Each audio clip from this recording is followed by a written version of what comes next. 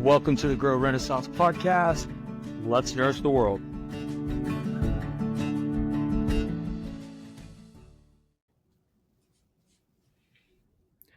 All right, welcome back to another episode of Pasture Prime Time, a Grow Renaissance episode series hosted by yourself, myself, I should say, Neil Smith. Obviously, I need a little more coffee in me, but today I am very privileged to have Alex Bell from NoFence joining us. As we do at Pasture Prime Time, we talk about agriculture from the perspectives of those who have lived the journey within this industry, both from the producer side all the way through to the downstream, through the value chain. We like to share stories. We like to talk about the involvement of this beautiful industry. And we like to talk about the things that potentially aren't working so well and get different ideas on how we might combat or find solutions so that we can continue propelling agriculture as a whole, capital A, in the right direction. So Alex comes to us all the way today. Well, I think you're in Colorado. I should have checked that before we started.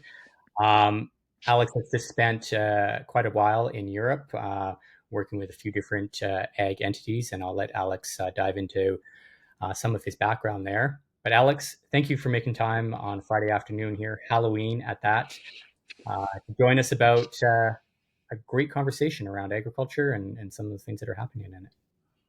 No, thank you. Thank you for having me, Neil, and happy Halloween to you too. Yes, my name's Alex, and I'm really excited to be here. I guess a little bit of a background. So, French American, make some people say that makes me honorary Canadian. Neil, you might like that.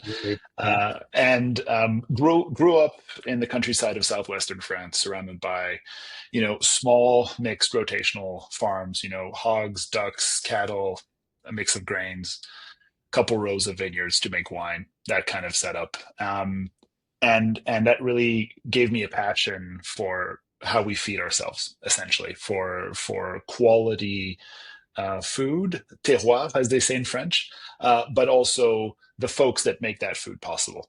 Um, Fast forward a bit, and then I was privileged enough to spend a decade working for Yara in crop nutrition globally. And on that journey, I discovered how we could help feed more people, but also some of the limitations of the system as it exists today. And the right word here is system. It's not a problem with a specific farm or a specific input or a specific value chain. It's a systemic challenge. And then I was privileged enough to collaborate with some great people to found and then lead a regenerative ag and soil carbon company focusing both on row cropping and on ranching. That company was called Agoro Carbon Alliance. And that's really where I learned to look beyond crop nutrition and beyond, let's say, commodity cropping systems to also learn a little bit more about the livestock industry, not just as a consumer and neighbor, but also as a producer and as someone working with them. And fast forward a bit more, and now I'm part of this wonderful team at NoFence, where we are, scaling and bringing precision livestock management technologies to support producers across the world, really, in Europe, and I'm focusing on the United States, right? That's fantastic. I really like the honorary Canadian there, and en français ne parle pas très bien. Je casse la tête tout le temps, mais je peux parler français. C'est plutôt parisien. C'est pas Québec. Very Uh, true. so you've had quite the journey, and I like having conversations for those that have been within the what I call big ag sector and really sort of seeing those system constraints. I just finished a community call with the Grow community, talking a little bit about some of the constraints that are happening. And we usually phrase it in a way that is verbalized as centralization and decentralization, and really the juxtapose that happens between that. And before we dive into that rabbit hole, because I really do want to peel the onion on that with you, um, as I often do with our guests, I'd love to start by really getting some positive take on some of the cool things or unique things, could be one or multiple, that you see happening within agriculture today. And it could be European based or it could be North American based, totally up to you. Yeah, great question. I think there's a lot of great things going on in agriculture. I think that people say never let a good crisis go to waste, and I believe that the COVID pandemic and the crisis that entailed in terms of supply chains and I think led to a rethink for a lot of folks, and that I think has brought a lot of new thinking, a lot of fresh thinking into the agricultural sector, and has brought renewed focus to not just volume and not just certain quality traits, but also resilience of food systems. And I think that's something that I find really inspiring because that's a little bit sort of the space that I'm trying to support on. What I'll say a little bit more specifically, what I find really inspiring is the number of of solutions I see coming to market that are working on solving specific actual farmer rancher problems that are not speaking past the producer, but speaking to the producer about solving their problems. And that can be anything from, the livestock space, water management, virtual fencing, and then in row cropping, I think there's a lot of really interesting things happening with precision application, with biologicals. I think what I'd call, biologicals 2.0, with a lot of great work around, nitrogen fixing organisms, around alternatives to nitrogen fertilizers or additions to nitrogen fertilizers that I find really, really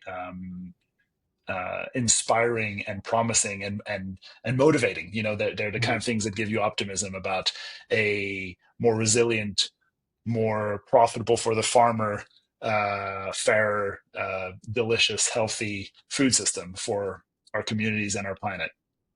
Amazing. Yeah, it is really true. There's some wonderful products out there.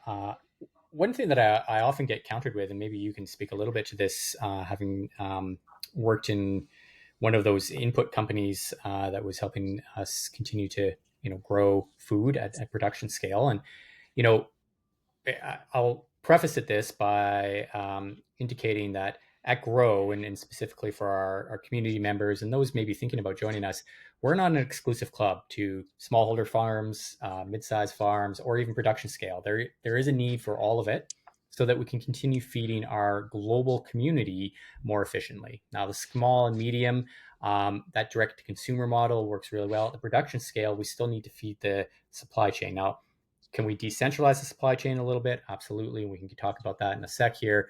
Um, what we're really trying to do, though, is get back to what's happening at the field level. And that's the disconnection that I really see happening. And then people get really nervous about adding things into our ecosystem is akin to adding chemistry. And I say that, there's a big gap or a big delta between understanding what chemistry that's harmful for plants and the animals that we're raising or growing, and how that residual effect hits us, and also solutions that are using nature in a way that um, is creating products for us. And it could be byproducts, by the way. It could be vermiculture or poop of worms. It could be gypsum, which is a natural mineral that goes onto the fields. It could be biologicals, where actually organisms that we're packaging up in a way that feeds and helps spur on the community below the soil. That is very important. All of these different solutions enable us to continue growing quality food that is still very healthy to us. And so we really need to get educated about when we talk about inputs, it's not just chemistry. We can't always allow nature just to take its own course. We wouldn't be able to sustain ourselves. And so maybe you could talk a little bit about some of your experience on that, Alex, and maybe some of the conversations you've had around even people hearing the word Yara and what that attributed in the mindset at certain times. Yeah, no. So I think it's a great. It's not just one question; it's a bunch of Yeah, questions you it just had is. there. Um, So let me just start trying to react to some of that, and then you please catch me if I'm missing something or if I'm barking up the wrong tree. I think first and foremost, we need to step away from sort of false dichotomies. It's not one or the other. All these things are on a spectrum. Mm-hmm. You can have a healthy, sustainable, productive operation producing wonderful, commodities or foodstuffs, and still, be using inputs that are considered chemicals, quote unquote. I mean, it's important to remember that even if you use things that come from nature, chemical reactions are still what makes the food happen. It's what turns sunlight and air and water into carbohydrates and proteins to feed us. So chemistry is not the villain here. What I would say is a lot of the discussions I've had in my own journey has gone from um, being very focused on feeding the world. And when you work in a company like Yara, which is very proud of its heritage in terms of sustaining, honestly, so much human life in terms of the sheer amount of calories that are based on nitrogen fertilizers, evolving that from, yes, feeding the world, and being a more complete steward Mm-hmm. of what's happening in the field. And so I think that's been an evolution. That's an evolution I lived through in Yara, and I know a lot of my former colleagues at Yara really see that, that need to evolve the focus and move towards a more system-based thinking. The soil is not a substrate. The soil is part of your livestock, essentially, because it is a living organism, and moving in that direction. Now, thinking about one of the discussions I've had in terms of my evolution, my track record, I would say, is, this is going to sound funny for someone who's working, I would say, pushing the boundaries of what agriculture can do and should be. But I am very much against doctrines in general. But there's Mm-hmm. one thing I try to stay away from in agriculture, is the word disruption. Mm. I'm, and that sometimes rubs some folks the wrong way. But I'm more of a evolutionist uh, than a disruptor, and I believe that the food system is too important, too decentralized, too fragmented, and too complicated to be able to disrupt, or to want to disrupt it. And so I think that evolution is really important, and that's why it's, in my view, it's very important to always um, couch things in terms of a spectrum. How can we do things better, without throwing away the past completely? How do we improve? How's tomorrow better? How's next season better? I think you nailed it there, and I really appreciate you saying that, because this disruption isn't a word I use very often. I often talk about positive friction, and really what positive friction means is that we're engaging in conversations to find different paths. We use the terminology, laying the new railway, laying the new rails. That only happens because we've had positive friction, or at least conversations that aren't ethereal. They're actually practical about moving forward. The other thing that I think that you noted there, and something that I appreciate, is mixing tradition with technology. And this is something that really underpins Grow. Is, you know, we can't forget about the past. We have to embrace the traditional components that were good. And technology is coming in a way that we need to fold them in together. Right? It's not one or the other. It's the same reason I don't think traditional finance and decentralized finance are at polar opposites. There's a mix of uh, respect and need, and some of that comes from this fragmentation that you talked about, where it is so complicated that sometimes we need to lay the new rail system, but we're not sure how it's going to work. But so it creates the pressure relief valve so that we can actually fix the problem that was the constraint in the first place. And whether that is moving more technology in, or leaning more to traditional components, or a mixture of two. So yeah, I really appreciate some of that. Um, you've talked a lot about cattle, and I by the way, I love that you've moved into the livestock industry. You know, it's great. I'm a big advocate of those that obviously, clearly from the picture behind me here, that support our livestock industry. Maybe you can tell me some of the things that really have struck you as, you know, like, oh, this is a really cool part of agriculture that is fulfilling you right now. Obviously, you're scratching and living in this area, but what are some of the things that have uh, been enlightening moments for you and as you've merged into livestock? I'd say for me, I mean, touching upon what you were saying earlier about merging the modern with the traditional. For me, moving into livestock is actually a way of embodying something that I believe should be happening more, can be enabled by technology, but is also a return to older ways of working, which is bringing animals back on the farm. So I'm not saying that I'm bringing animals back on the farm, but I'm saying I'm going from, pure row cropping, production agriculture, and commodities to working on livestock. I get to see what has unfortunately become two sides of production agriculture and of agriculture. Yeah, I get to look at both sides of the fence, and I really love that. The same way I've looked at both sides of the fence in terms of conventional and regenerative, and so that's been super, super fascinating. I I also really am really learning and really enjoying learning from producers, learning from ranchers, learning from habitat managers about how the most successful ones actually um, think in terms of systems. yeah, And I really, really find that super interesting, but also frankly awe-inspiring. yeah, Thinking about the whole system, the part of your operation that has hooves, and the part of your operation that does photosynthesis, and being able to um, find the pressure points to maximize the positive feedback loops within your system. And again, that can be through, yeah, let's let's use some conventional fertilizer, or let's use some genetics to get the most out of our livestock.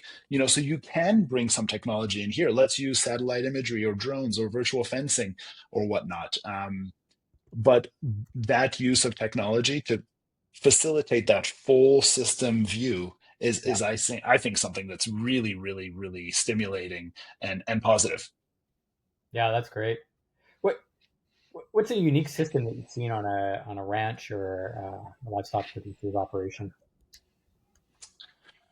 Well, every single operation is unique. You know that, Neil. I have seen more, and this is maybe because there's a bias here. I'm working in precision grazing management, or precision livestock management, if you will. So a lot of the folks I speak to are more interested and more focused than average, perhaps, on getting the most out of their operation. But Yeah, I really see a real growth in multi-species operations. And not just, the next frontier being not just bringing back animals on the farm, but animals plural, species plural, and then how to start integrating that. So you're not just integrating livestock and your production operation, but you're also thinking about how you integrate multiple species of livestock so they can all again play upon each other. So I think I've that's been the most honestly most inspiring to see how even folks that would tell you, "Oh, I'm very conservative in my thinking," but then the next thing they say is, "And I am thinking about doing, multi-species, and I yeah, am thinking of doing both, on cover crops and on perennial and testing." And this is one thing where technology has been great to see is being able to help some of these producers that are curious experiment on their own operation and use data to be able to take better decisions for next year. Yeah. I mean, obviously at Grow, we're big advocates of data for data-driven decisions, and backed by a ledger of immutability. But the point that data can work to our favor and really give us some key indications, it's probably never been clear to me anywhere else than in the livestock industry, and that really comes down to genetics and epigenetics. The genetics being the blueprint, and the epigenetics being how that blueprint is read and interpreted and rewritten. And we see that on beef and dairy cattle, and turning on the epigenetic componentry of that. The mama cows, do we need them to graze more because they're going to be going to produce milk, or are they going to be going to be inseminated and birth a calf? And I find it so fascinating. But the thing that we really need today to ensure that we understand is data, and where those data pieces can give us some clarity before we even get out to the field and do the observational piece. I'm still a big believer in observation. Go ahead. And what I was going to say, and we need to also remember that I would say the majority of producers I've met haven't signed up to be producers to look at data. Yeah. So we need to, there's an onus on folks that are trying to give tools to help producers change, Yeah. that we make those tools be relevant first and foremost, but also useful and accessible within the reality of a farm. Yeah, absolutely. And I think the other thing that comes into the picture there is sourcing where that data is coming from. So you've got on-farm data you're collecting, origination. If it's benchmarking against norms, to give you some feedback loops, where is that other data being sourced from, and where was it verified, and how's it pulled? One of the things I see is a lot of analytical platforms coming in doing exactly that. Input your data, we'll benchmark it against the mean average, whether it's countrywide or statewide or province-wide. But you start to question, how is that other data being collected? Is it the same? Is it apples to apples? Is it apples to oranges? What factors are we taking into consideration? And while I do like looking at stats and comparables and sort of understanding that, there is a component of questions that I encourage everyone to ask. Where is the data being sourced from, and how is it being held, first and foremost? Because I think that really gives us a perspective of how to trust data in a different way. And I underpin that because at some point we start to have to think about trusting data, because it is a, you noted soil is kind of like having another aspect to your herd. I look at data as just another aspect to that herd, right? It's sort of the unspoken component. Yeah, I think that's actually a really, I had not thought of data in that way. I think it's a really, really interesting way to think about it. Yeah. And of course you deal with data quite a bit now with your virtual fencing. You're pulling data points off of collars. So maybe you could explain really quickly, I think folks that don't understand virtual fencing may think it's just an app. Where does the data go? It goes, bounces off a satellite, comes down. But there's a huge spectrum of the evolution, to use your term, on these collars. I remember when I heard about virtual fencing for livestock, the very first thing I thought of is like the dog collars. That's kind of what it started with, right? It started with your domestic Absolutely. animals. But it needed to be so much more than that. And then some of the indices that we're building into capturing, and I'm reminded of this image that's circulating the wonderful World Wide Web that we have out there, of this cow that's got this device around his collar, and it's almost got a jetpack on the back, and it's meant to capture methane as it's coming out the back, and then Yes. process that through to say if it's high or low, and what kind of feed that the animal needs.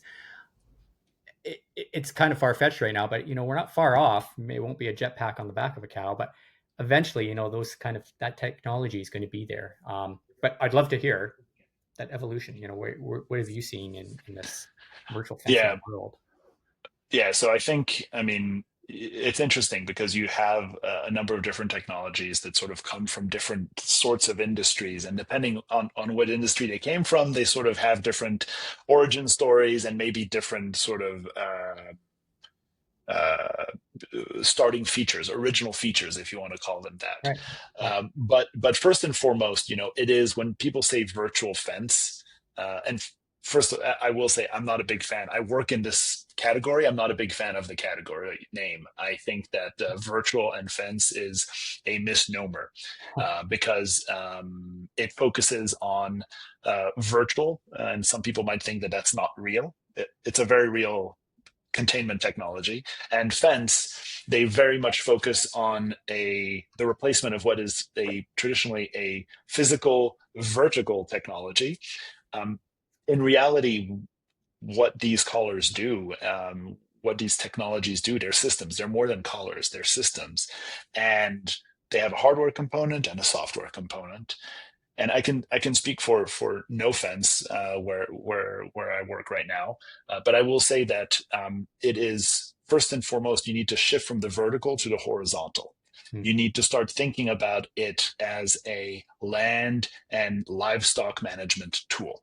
It is Hmm. a tool, which means that it can be used well and used less well. And when you use it well, what you do is you're able to not just contain your livestock in a certain place, but you can track it, obviously. So there's that tracking element, which is very, very useful, especially when you start being in bigger country. Um, there's also the idea that you're able to better manage both your livestock and your land at once. Then what does that mean? That means grazing. Grazing is that interaction between the two. You can graze land that is more marginal. Right. You can graze longer. You can graze in a very targeted way.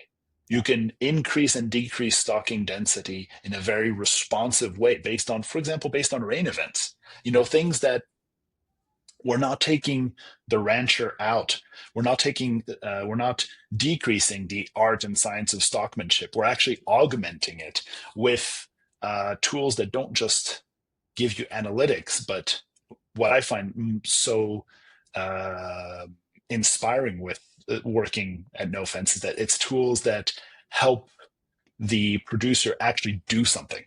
So it's Yeah. not just a decision support layer. It's actually a tool that enables you to change what you're doing. And then on top of that, if I may add also, all sorts of data in terms of um, obviously movement, Hmm. direction of movement, speed of movement relative to the herd, movement relative to of the herd relative to other herds, all of these different things, which then allow you to predict things, Yeah. and again to be a tool for the rancher or the farmer in order to support them, not to take away from their job, but to support their job. For Yeah. example, a cow that's moving less frequently or less fast or in a more sporadic manner. What does that mean? Yeah. It might mean sickness. It might mean calving. It might mean different things at different times. And being able to help a producer, be aware of that, or predator detection. That's also another thing that this technology can do. So Hmm. there's a range of different applications that go so far beyond the feature, sorry, of fencing, um, and that use that basic containment, and those are table stakes. If you call yourself virtual fencing or anything else, you like livestock management, you Yeah. should have that containment aspect, but so very much more. Yeah. Yeah. I mean, it really is the truth. And what came to mind as you were talking there is the word adaptive. In a lot of regenerative Yeah, ranching, we talk about adaptive multi-paddock grazing, yeah, but adaptive paddock grazing or adaptive management with your livestock. And I think that's a term that I often talk about is, as a stockman, as a cattle person, I'm really trying to indicate, both observational and adaptiveness, right? We can observe, but then what? We can look at data, but then what? But we need to be adaptive. We got to try things, and we recognize that they're not working. Uh, I'm a big fan of cover crops, perennial crops in particular, for forage and for livestock. But there are certain blends that I've learned that, just don't work. And, the more I can be adaptive, like, hey, they're not grazing over in that section. Great. Let's move them Yes. off. Let's figure out why. Let's go, is it the crop? Is it the soil? Is it, a predator it's lying and waiting? But we need to be adaptive, and less responsive and more proactive to our cattle management. And that's changing. That's certainly changing. It comes with the cost economics, and it always for me comes back to time, energy. Does it pencil out? And so I think what you're offering is an adaptiveness that does first and foremost take into consideration effectiveness on the balance sheet, and then how do you go out and then turn on the slot machine, as it were, and feed it with quarters so that we can do something. And I really appreciate some of the technology that's come that way, such as containment fencing. But I mean, and like, again, it is a tool. We do everything we can to help our community, our producers, use the tool in the best way possible. But we firmly believe that it's like any other tool. I wouldn't say there's ways to misuse it in this case, but there's definitely ways to get more out of it Right. or less out of it. And we're in the business of not just developing, creating, and making as widespread and available as possible this technology, but also making sure that folks really understand the benefits it can bring to them. And I think that's not specific to just our technology. I think it's more widespread across agriculture, that there's, because food production happens in such a fragmented way, in such a almost contingent way. It's I wouldn't say idiosyncratic, but really, there's a lot of elements that impact the way two operations can be run. I believe that there's a real onus in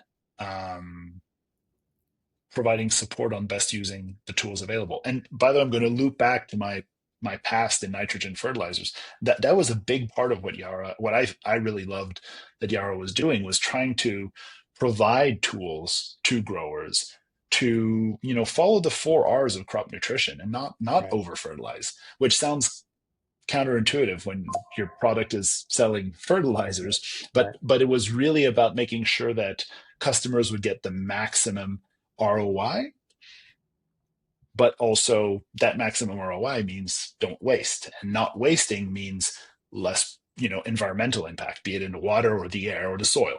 So there was already an intent there in terms of helping not just build the best tool, but the best system, the best solution to help the user use that tool. I've always appreciated companies that take the stance of, one day I hope you'll never have to use my product. And so when I think about regenerative is always an end goal. When I think about systems, and I really appreciate the fact that you're talking about systems, because I'm a systems thinker, systems of systems. I've always said agriculture is the hardest system of systems to figure out, because it just is one system after another, and the domino effect that doesn't always work, and then how do we have the cogwheels that don't fit together, and we're trying to make them fit together. So when I think about application of any inputs, you pick one. I've always taken the premise that I'm not going to knock a producer for using inputs, but I challenge a producer to say, at what point can we start extracting or decreasing the use of that input? And it's for that purpose that eventually we should work ourselves out of a job. We should work the inputs out because we need to recycle. And whether that's moving to that, fully regenerative, easy button stage where, the ecosystem's taking care of itself, or because we're fixing the systems. And that's really where I come in. And I think where you're leaning into is, as we start to change the systems, we're going to need less dependency on the things that we're currently doing today, which means we can start to think about, do we need these solutions, inputs, infrastructure? It doesn't really matter to me, these system tools, to accomplish the same output. And believe it or not, Alex, I was working with a 100-acre operation in the eastern seaboard of America. And the challenge was, could we get 1 million pounds of produce out of the 100 acres? And could we Yeah. do it by starting to decrease so of course we can by tossing a ton of chemistry on there. But then can we start to decrease, the inputs and really start allowing the systems to take hold and the nature-based solutions? The answer is yes. In fact, we could get nearly 2 million if you really are attentive, adaptive, and observing your ecosystem. But imagine every 100 acres was doing 2 million pounds of produce. Yeah. Yeah, and I would imagine, or at least I would hope. I mean, my best heuristic for that typically is profitability. Yep. So, someone wiser than me once told me sustainability starts in the pocket of the farmer. And I think that is really true, and it's several flavors of sustainability, I should say.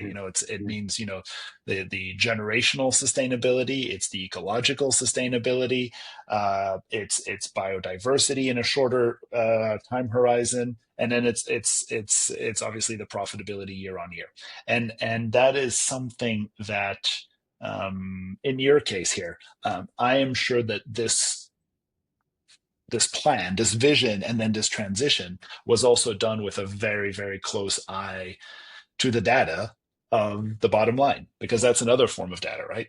Yeah. Yeah, absolutely. And in fact, it came with thinking about the catch basin for where that produce is going. And so one thing that I've always learned in agriculture is logistics trumps everything. And so you can do amazing things on your own farm, but as soon as you involve logistics, it throws a wrench in the spanner. In the tires, I should say. The spanner is the wrench. But nonetheless, it upheals you, and so we need to think about that, and that's where we thought from the logistics side or backwards to then what we could grow, and then we penciled out the economics. Does the balance sheet meet the vision from logistics back to what we could produce? And it wasn't perfect at first, as a lot of things aren't, right? And I think that's the wonderful thing about agriculture is that we are given the opportunity. There's always another season. We're given the opportunity to continue to do R&D on a regular basis, but there are some economic components that come along with that. Absolutely. Maybe on that thread, and I'll tie back to the points around centralization, decentralization, because we're talking about some of the maybe value chain here as we're thinking about off-farm, downstream componentry. What's your take? I'd love your perception on the term decentralization. Yeah. So first, I'm gonna tie this back also to something else, and that was just sort of the background in nitrogen chemistry. So, by and large, if most assessments agree that about half of the calories produced on Earth today are through nitrogen that comes from the Haber-Bosch process through synthetic fertilizers, or mineral fertilizers as some folks call them, and that all of those inputs that lead to half of these calories are produced in just 800 facilities worldwide. Mm-hmm. Mm-hmm. That's a bit chilling. 4 billion people, Yeah. 800 factories. And you might think 800 factories is a lot, but it's actually very, very few. So you talk about tremendous centralization. And in this case, it's centralization that is, the combination of the chemical engineering, and the fact that you're always, the holy grail for any chemical engineer is economies of scale. So, how do you scale this up to, drive down the marginal cost of production? And the fact that the raw material is a unevenly spread, hydrocarbons. Natural gas is not everywhere. So you end up in this, so I come from an extremely centralized industry, so to speak, within the agricultural world. Now, we see decentralization coming for that industry too, in the sense of obviously being able to recycle and upcycle nutrients from farms. But we also see it in terms of novel technologies that are leading to the decentralized production of synthetic nitrogen, which if it can be done in a green and renewable way and can be applied in a wise and measured way, is part of the solution to feeding the world. We can't just flick a switch and go full regenerative organic everywhere for everything all at once. Mm-hmm. We it's unfortunately not possible, but we can take a stepwise approach. Now, I I think that physical reality of how fertilizers are produced has also led to a obviously a consolidation of that industry, and I think we have a little bit of the same at the other end of the value chain in terms of retailers and some of the big brands, and in the case of livestock, obviously the big packers. What that does obviously is that hourglass shape to the ag market has a um, has a, I would argue, a from an economics point of view, a deleterious effect for the folks in the middle, aka the producers. um, and I think that what we can hope for And it's in divisive, and and a pardon me. divisive impact Yes, on yeah, the consumers. yes, yes, absolutely, 100%, 100%. Yeah. um, but I think that what folks like yourself and Grow are starting to do, and what I also hope that the data and the improved practices that we can help support Mm-hmm. are starting to do, is starting to add bridges to that. Again, not disrupt. I do not want to disrupt this, but add bridges that connect these different parts in new ways, that reduce path dependencies, that make decisions, Yeah. that take them from the irreversible column to the reversible column, so you can iterate, you can improve things. Whereas it's not, I only have one potential buyer or one potential seller and I have to work with them. But maybe through a marketplace, or maybe through more access to information, I can actually make not only better decisions about how I run my operation, but better decisions about how I make a living from that operation. Yeah. I like that. So really quickly, I looked up.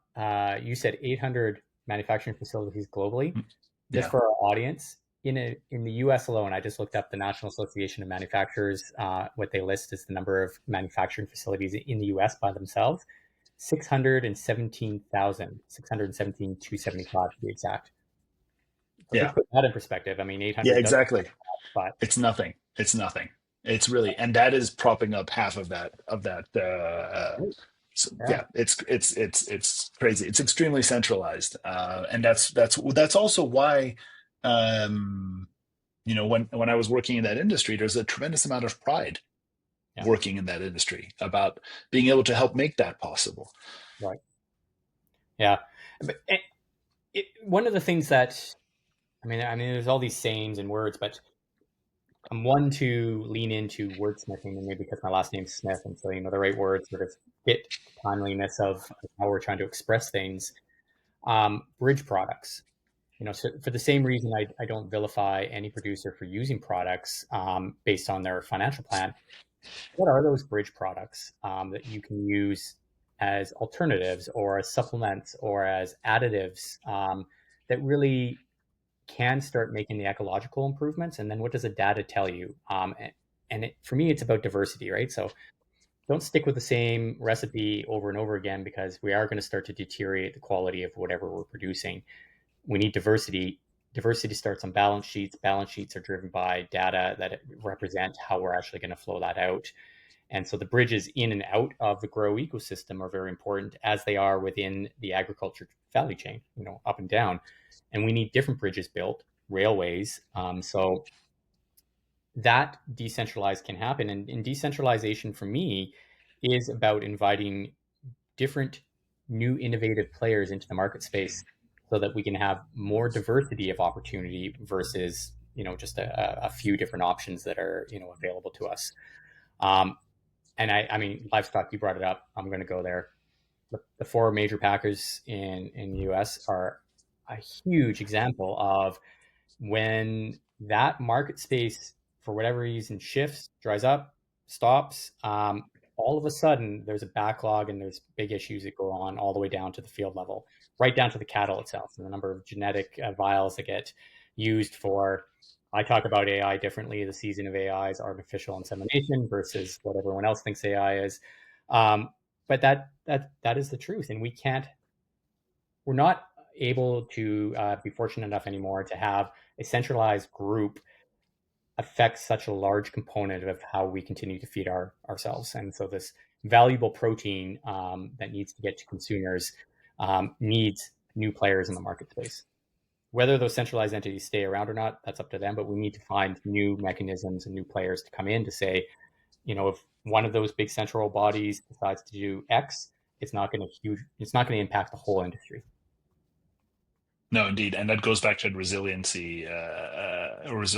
element I was talking about earlier. I think that is something a lot of people woke up to, uh, how fragile food systems are in our so-called, modern societies. Totally.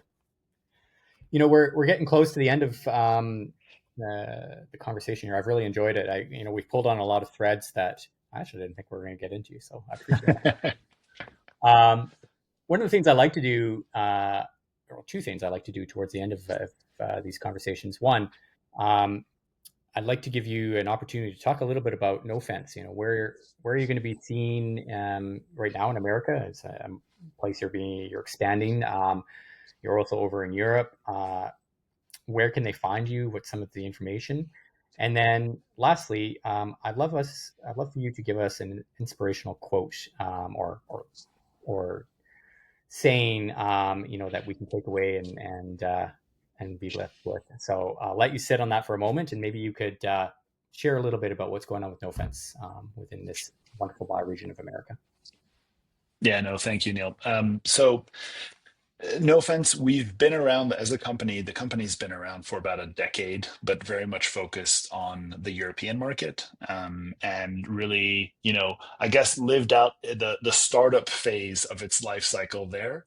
Got the kinks out of the product, did all of the things that a startup does, and now it's at a stage where it's really scaling up and outwards.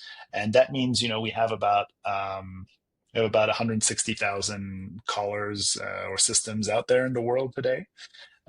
We Last year, I wish I had an updated number for this because I think it's a great number, but we were grazing on a little over 5 million acres last year, Oh, which is that's it's a great. decent number. Yeah. And this year it would be even more because this was the year we came to the US.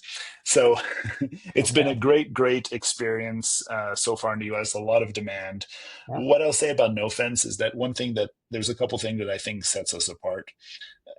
One of them is the fact that we serve cattle, but also small ruminants. So sheep and goat is in our DNA. Our founder is a sheep farmer from Norway, and he was sick of fencing on fjord slopes, essentially, and found this better way of doing things.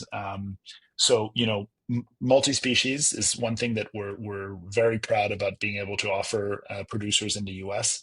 Yeah. And another one is the fact that we provide as close as possible to a consumer electronics experience, in the sense that you just order, if you want to learn anything about NoFence, you go to nofence.com and you can place an order, and you'll get the system in the mail, and you take it out of its box, you put the battery in, turn on your smartphone with the app on it, and they'll connect, and that's it. You're off to the races. It's a very, very user-friendly experience that doesn't require any expensive and fragile base stations, and allows you to then scale up and down your operation if you want that flexibility of not just space but also time, Right. because you're able to have a little bit more of that flexibility. So that's No Fence. So nofence.com is where you would be able to learn all about our product and how to use it, because that's also important, and where you'd be able to contact us if you want to learn more and join our community. We have a great bunch of producers. And I think there's maybe we can let the cat out of the bag. You might be joining some for Web3 commerce platform pretty soon? Yeah. Let's tease that out. We Yeah. can say that you'll be able to find us on the Nourish marketplace sooner rather than later. We're working on that right now, and we're really excited to be able to work with the grow community there. We think it's a great fit, and we're happy to bring this tool to the community to further help them on their journey. Amazing. Yeah, looking forward to that. All right, Alex, I know I put you on the hot seat here. Do you have any wonderful sayings, quotes that you'd love to leave us with as we start to wrap up the end of this? Well, I've shared with you one that I live by and use, and that's that one about sustainability starts in the pocket of the farmer. I really think that if you, it's a reminder to the consumer. It's a reminder to the input or technology or solution provider that wants Mhm. to work with the farmer, that wants the farmer to be their consumer. So I find it to be it's a great mantra also for the farmer to stop thinking about yield and start thinking about profit. Mhm. So I will keep it simple and just stop and stay with that one because I find it to be so useful across so many use cases in this beautiful, complicated system that is agriculture. That's wonderful. Great thought to leave everyone with. Thank you so much for tuning in and listening to this episode of Pasture Prime Time. Again, make sure you go to check out NoFence's website, either through the Nourish Mart, for those of you in the grow community, or if you're external, you can also go to nofence.com to continue to learn about this wonderful technology that and solution that Alex is bringing to America, and that's also running in Europe. So until next time, enjoy your nutritious food. Continue to nourish the world by looking towards grow in our community and how we can continue to help decentralize this agriculture market space. Until next time, everyone, take care. Thank you.